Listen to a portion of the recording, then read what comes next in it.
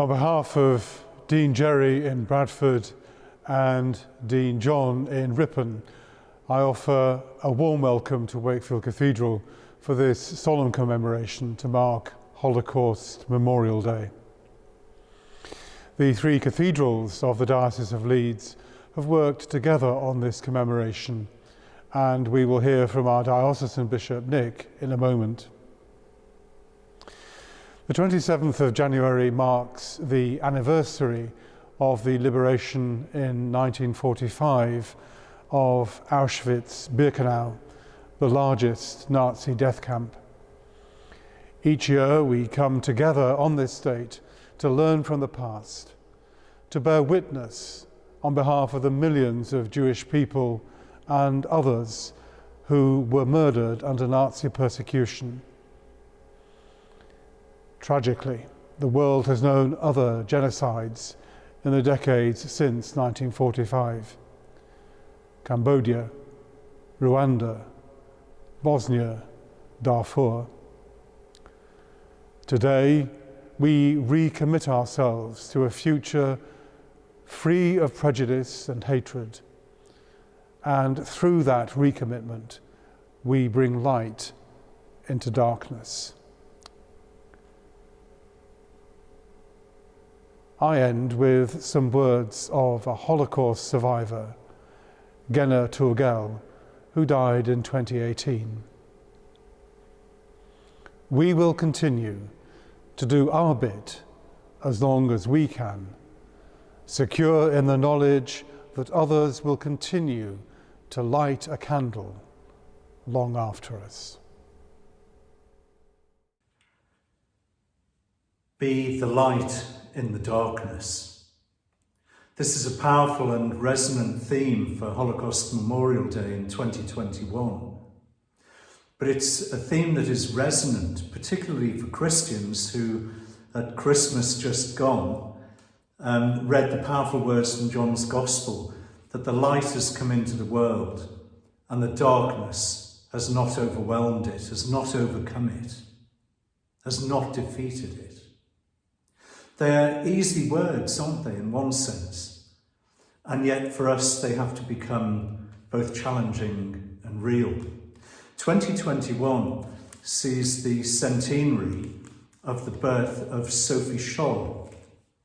This is a young woman who, at the age of 21, was executed in Munich by the Nazis because she was part of the White Rose movement, along with her brother and some friends, where they dared to defy the threat and the violence and the darkness.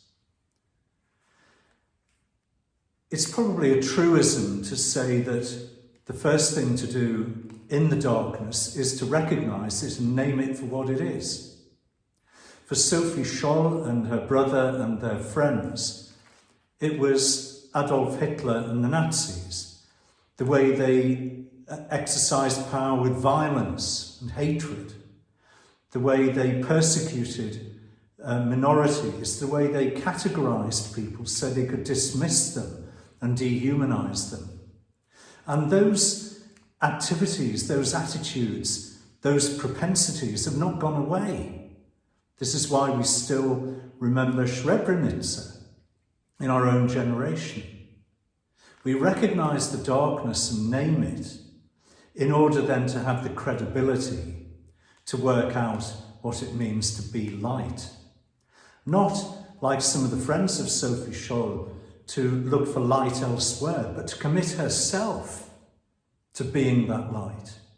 The sort of light that we always assume is welcome, but the problem with light is that it exposes the things we would rather not be seen.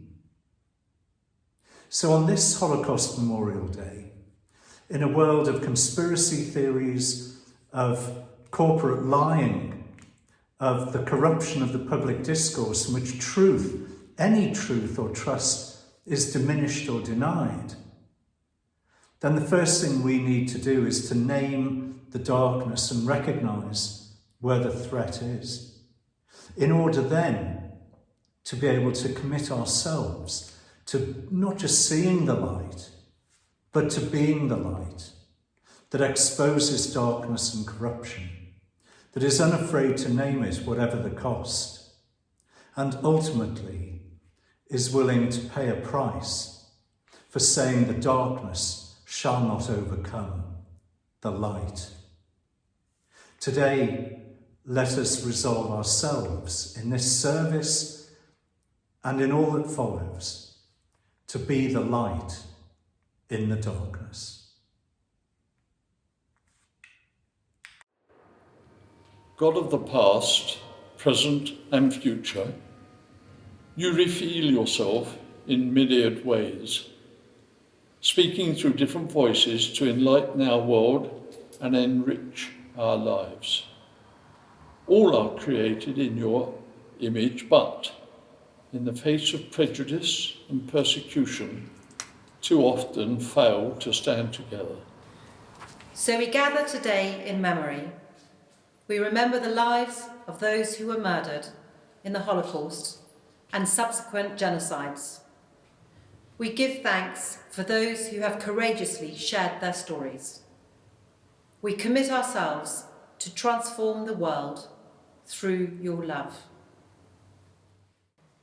God of justice and of peace, you call your people to stand together in solidarity with those who suffer.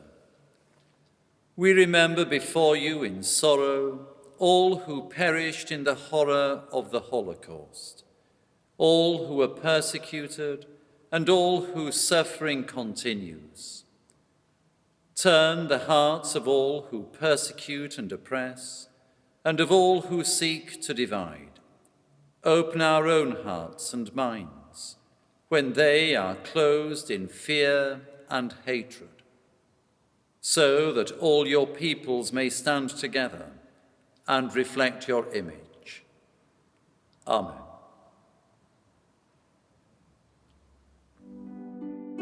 The 27th of January is Holocaust Memorial Day, the International Day of Remembrance for the victims and survivors of the Holocaust, Nazi persecution and subsequent genocides in Cambodia, Bosnia, Rwanda and Darfur. It gives us an opportunity to reflect on the consequences of discrimination and persecution and learn the lessons of the past.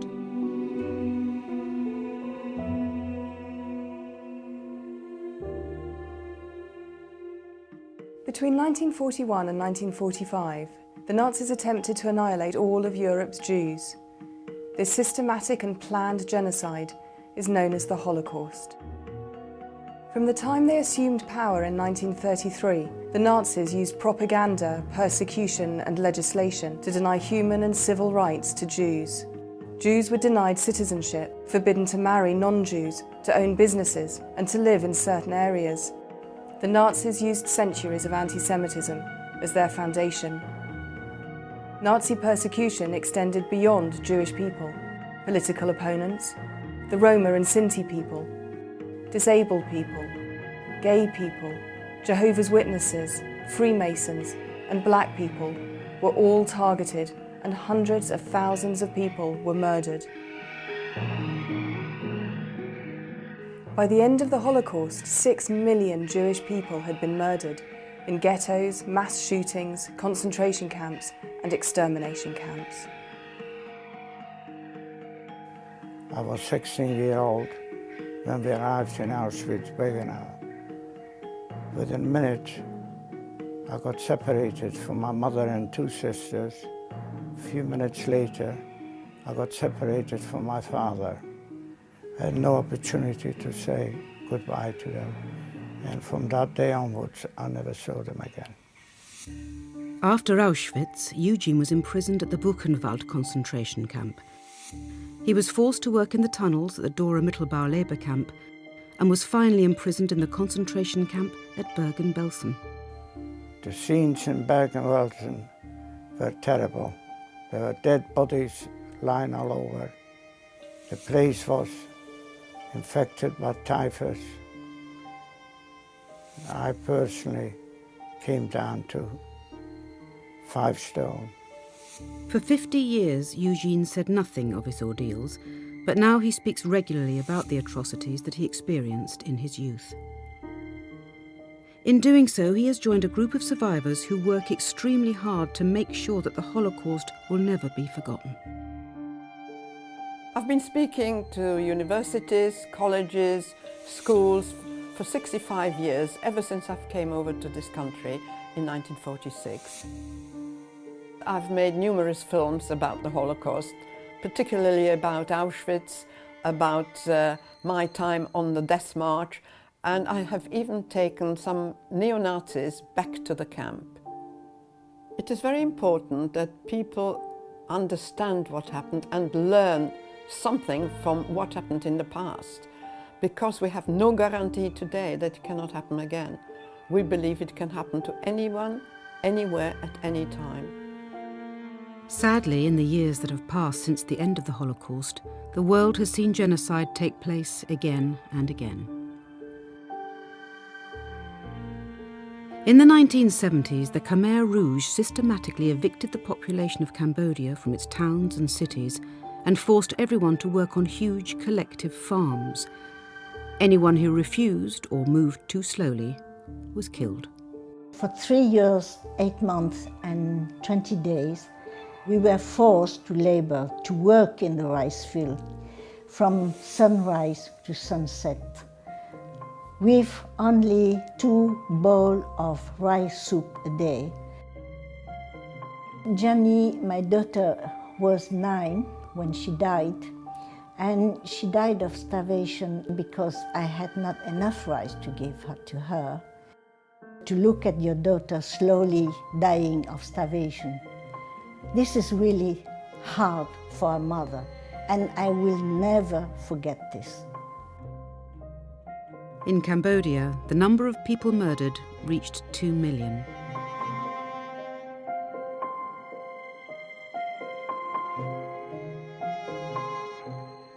In Rwanda, using little more than clubs and machetes, members of the Hutu people massacred almost 1 million men, women, children and babies who belonged to either the Tutsi people or moderate Hutus.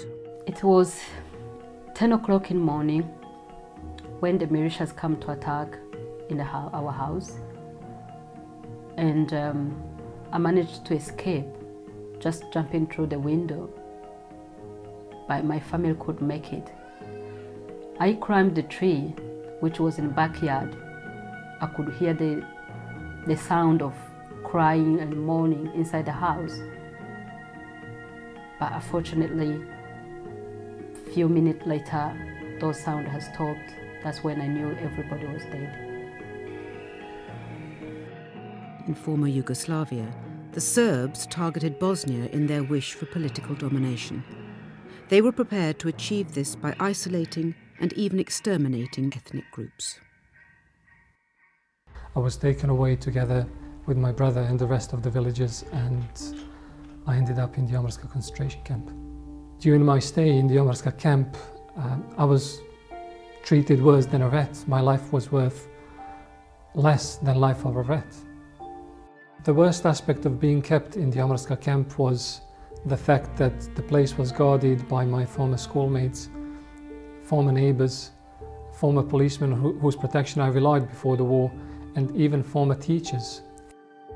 But lessons remain unlearned. Genocide is still taking place today. Right now, in the Darfur region of Sudan, against a backdrop of civil war and with the backing of the Sudanese government, members of the Arab population are currently persecuting black African farmers who they see as inferior people. To date, millions of people have been displaced and hundreds of thousands of men, women and children have been murdered in Darfur. On Holocaust Memorial Day, we have a chance to think about what we can do to put an end to persecution and discrimination. My hope for the Holocaust Memorial Day is for the people to learn about the genocide so that it won't happen again.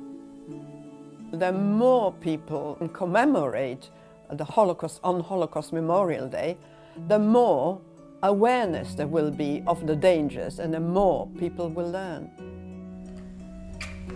I hope that the Holocaust Memorial Day can inspire people, especially young people, to understand that they can make a difference, that one person can make a difference. I want to ask young people, as they are the decision makers of the future, to learn the lessons of the past so that these crimes will never happen again. My dearest wish and hope is for us to live in harmony, to respect each other, and learn to live and let live.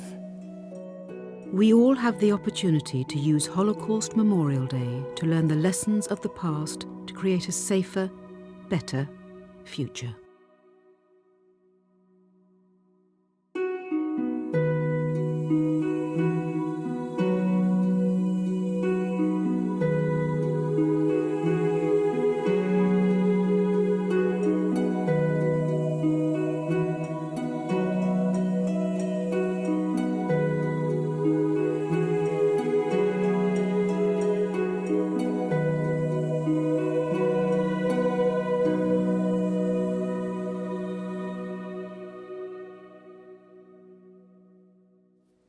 The Little Boy with His Hands Up by Yala Corwin. Your open palms raised in the air like two white doves frame your meager face. Your face contorted with fear, grown old with knowledge beyond your years. Not yet 10, 8, 7, not yet compelled to mark with a blue star on white badge your Jewishness. No need to brand the very young, they will meekly follow their mothers. You are standing apart against the flock of women and their brood with blank, resigned stares. All the torments of the Harris crowd are written on your face. In your dark eyes, a vision of horror. You have seen death already on the ghetto streets, haven't you? Do you recognize it in the emblems of the SS man facing you with his camera? Like a lost lamb, you were standing apart and forlorn, beholding your own fate. Where is your mother, little boy? Is she the woman glancing over her shoulder at the gunman at the bunker's entrance? Is it she who lovingly, though in haste, buttoned your coat, straightened your cap, pulled up your socks? Is it her dreams of you, her dreams of a future Einstein, a Spinoza, another Heine or Halevi they will murder soon? Or are you orphaned already? But if you even still have a mother, she won't be allowed to comfort you in her arms. Her tired arms, loaded with useless bundles, must remain up in submission. Alone you will march among the lonely wretches towards your martyrdom. Your image will remain with us and grow to immense proportions, to haunt the callous world, to accuse it with ever stronger voice in the name of the million youngsters who lie, pitiful rag dolls, their eyes forever closed.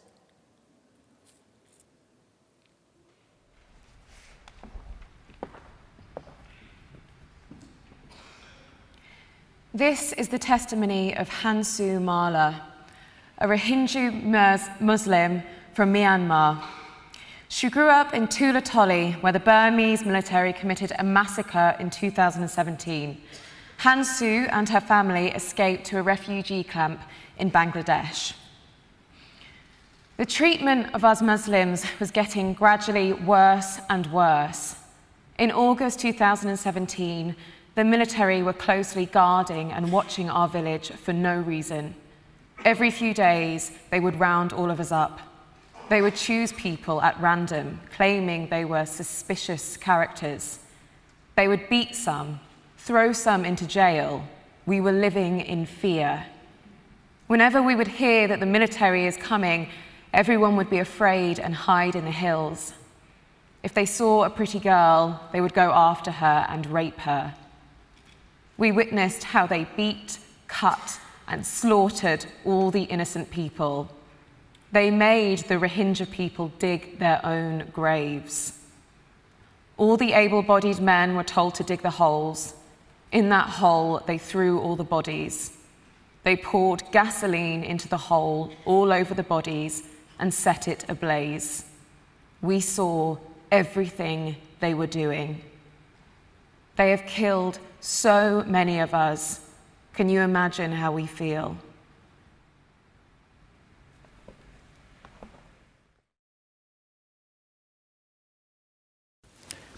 Faith, for me, is an intensely personal experience. And clearly there are many responses to that question. But all I can do is tell you mine. The first time I went to Auschwitz, I was simply overwhelmed. I stood in Auschwitz-Birkenau on the train tracks that brought Jews from all over Europe to be gassed, burned, and turned to ash. The Nazis actually endangered their own war effort in order to divert trains to this relentless evil for evil's sake. I went through Stammlager Auschwitz, seeing the suitcases, the spectacles, the glasses, the hair. The Nazis kept everything. Everything was worth keeping except one thing: human life. I could not believe that.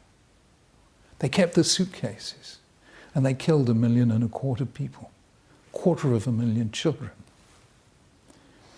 And then I saw the photographs, because in Auschwitz, for the first people who were sent to Auschwitz, they took photographs of them. Of course, they stopped that quite soon. But there were photographs of 4-, 5-, 6-year-old children. I just broke down, I wept. And I asked myself, God, where were you? And words came into my mind. I'm not claiming they were any kind of revelation. And this is what they said. I was in the words, "You shall not murder." I was in the words, "You shall not oppress a stranger." I was in the words that were said to Cain when he killed Abel, the first murder in the Bible. "Your brother's blood is crying to me from the ground." And suddenly I knew that when God speaks and human beings refuse to listen, even God, as it were, is helpless. He knew that Cain was about to kill Abel, but he didn't stop him. He knew Pharaoh was about to kill Israelite children. He didn't stop him. God gives us freedom and never takes it back, but he tells us how to use that freedom. And when human beings refuse to listen, even God is powerless. And then there was the second answer that came to me from Holocaust survivors, many of whom told me they felt that God was personally with them, giving them the strength and courage to survive. There were people who lost their faith at Auschwitz. There were people who kept their faith. And there were people who found faith in Auschwitz. To my mind, one of the most moving stories is the one Viktor Frankl told about himself. When he first came to Auschwitz, they stripped him of everything, of his clothes, his identity. the one thing that was most precious to him, apart from his wife and family, which was the book he'd written. He said that when they took that from me, my life was over. And of course they took their clothes and they took them all into a shower, and he was expecting that to be death. But he was one of the lucky ones. It was just a shower. And afterwards they gave him clothes of people who'd been killed. And he put on these clothes, and he felt in one of the pockets, and there was something in one of the pockets. And he took it out, a scrap of paper, and it had been torn from a siddur, from a prayer book. And it contained these words, Shema Yisrael Hashem Elokeinu Hashem Echad. Hear, O Israel, the Lord your God, the Lord is one. V'ahavta et Hashem Elokecha. You shall love the Lord your God with all your heart, with all your soul, and with all your might. And he said, those words transfixed me. They suddenly were saying to me, now you must live every single thing you ever taught and practiced. You must live that here in Auschwitz. And that gave him the courage to do what he did, which was give people the will to live. So that is where God was, in the commands, in the sanctity of life that were so cruelly and devastatingly unheard, and in the hearts of some of the survivors who found God giving them the strength.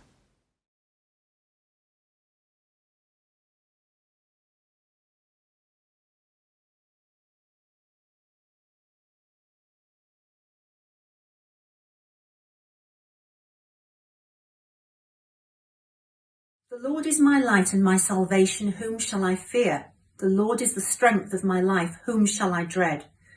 When evildoers approached me to devour my flesh, my oppressors and my foes, they stumbled and fell. If an army were to beleaguer me, my heart would not fear. If war were to arise against me, in this I trust. One thing I have asked of the Lord, this I seek, that I may dwell in the house of the Lord all the days of my life, to behold the pleasantness of the Lord, and to visit his sanctuary. For he will hide me in his tabernacle on a day of adversity. He will conceal me in the hidden places of his tent. He will lift me upon a rock, and then my head will be raised above my enemies around me, and I will offer in his tabernacle sacrifices of jubilation. I will sing and chant to the Lord. Lord, hear my voice as I call. Be gracious to me and answer me. In your behalf my heart says, seek my countenance. Your countenance, Lord, I seek. Do not conceal your countenance from me. Do not cast aside your servant in wrath. You have been my help. Do not abandon me nor forsake me. God of my deliverance. Though my father and mother have forsaken me, the Lord has taken me in. Lord, teach me your way and lead me in your path of righteousness. Because of my watchful enemies, do not give me over to the will of my oppressors, for they have risen against me false witnesses, and they speak evil. They should have crushed me. Had I not believed that I would see the goodness of the Lord in the land of the living. Hope in the Lord, be strong, and let your heart be valiant, and hope in the Lord.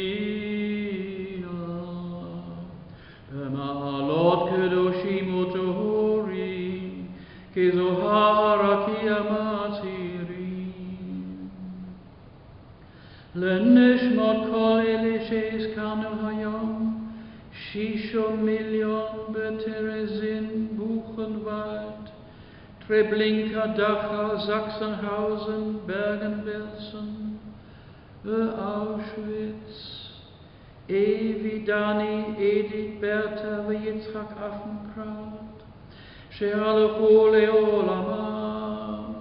Anna Barachamim, hast die Rehem besete, Kenafecha,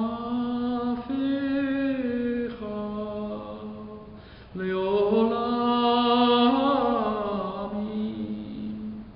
Utzeror betrachayim et neshmatehem, Adonai hunachalatam, Ve'yanuchu b'shalom al mishkatehem, V'nomar,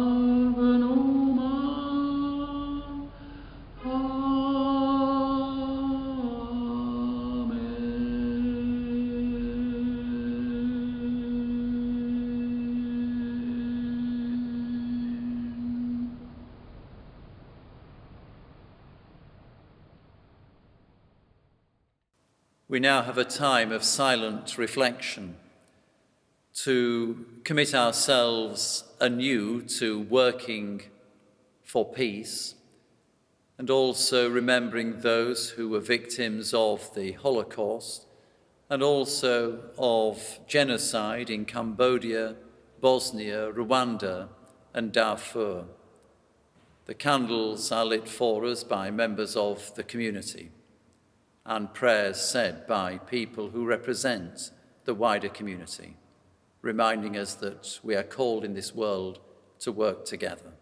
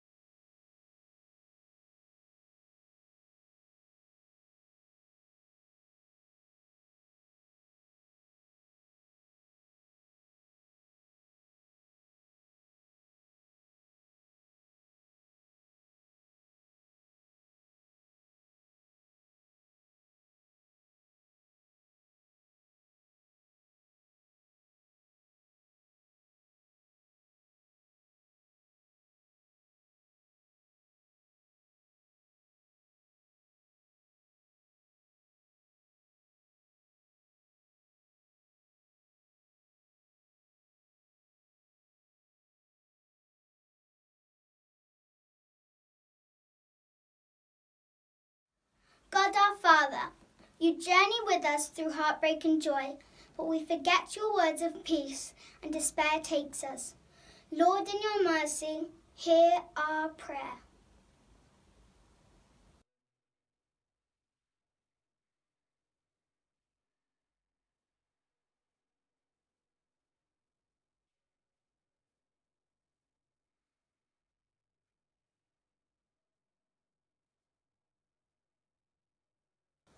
God our Father, you brought the world into being with life, but our actions make life fragile. Lord, in your mercy, hear our prayer.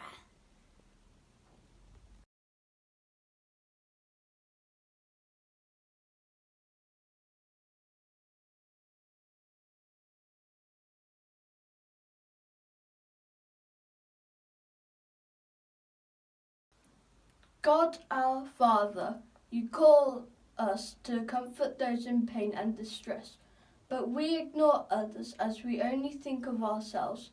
Lord, in your mercy, hear our prayer.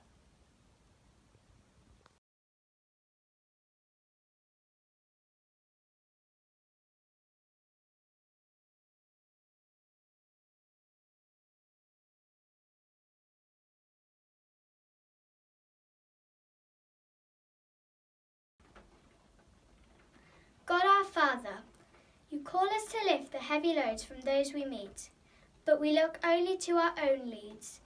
Lord, in your mercy, hear our prayer.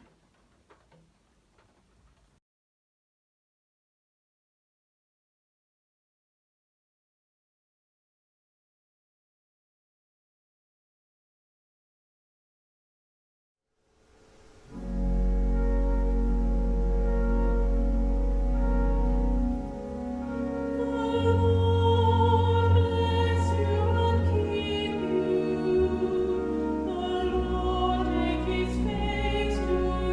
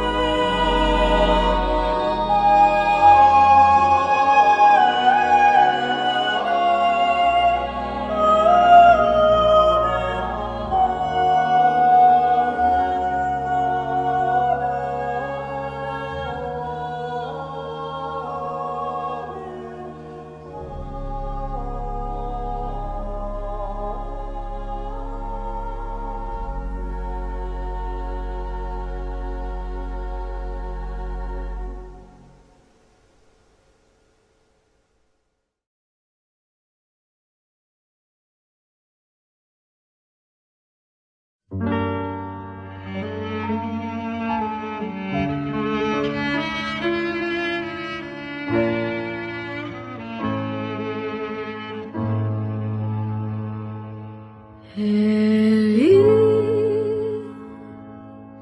אלי,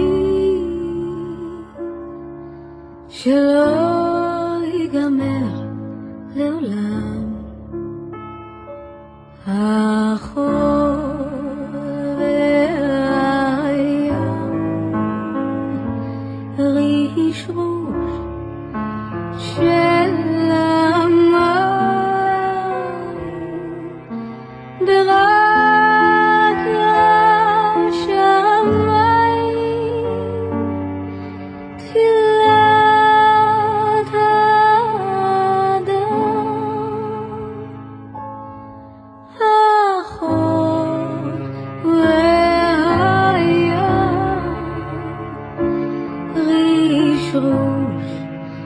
של המים